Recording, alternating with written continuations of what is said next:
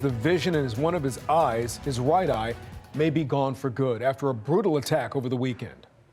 Good evening. Thank you for staying with us. I'm Kai Jackson. And I'm Mary Bubala. That incident caught on camera. The victim believes the assault was carried out by a group of young people. Fox 45's Rebecca Pryor joins us live with his harrowing story. Rebecca?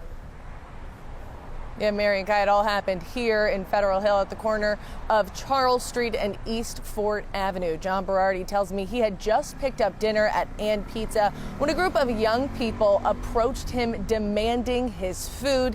He says they ultimately left him with life-altering injuries. And we do want to warn you before we show you this full story that the images of those injuries may be disturbing.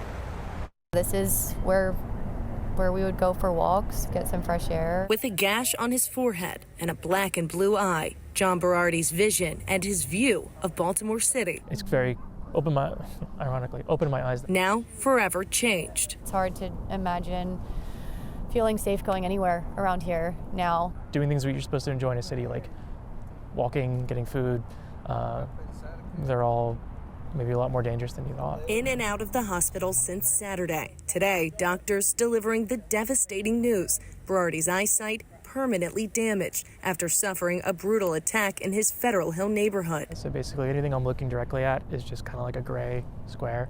And everything else is pretty cloudy right now.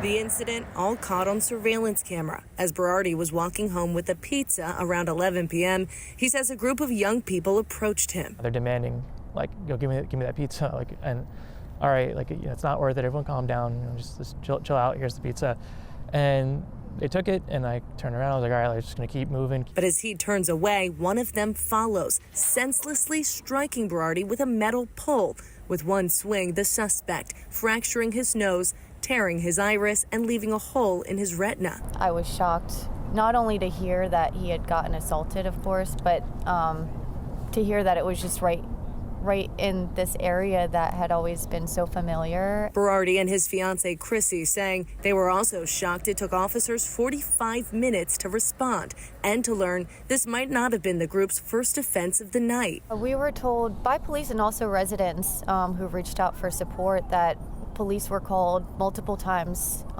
for the same group that assaulted him. You know, it just couldn't catch up to get them before like something like this happened. Easy for me to be frustrated because like it's me and I'm been damaged. But having talked to them more, like I think they're also frustrated that a lot of times these are juveniles that get caught and released. So like they're doing their job, but then it's just like, it doesn't matter because they get right back out and then they got to go catch them again. But according to BPD spokesperson Lindsay Eldridge, officers arrived within 5 minutes of the 911 call.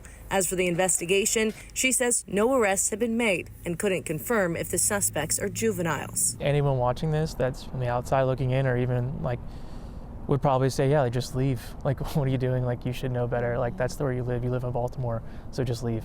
But I don't know, maybe that is what we do,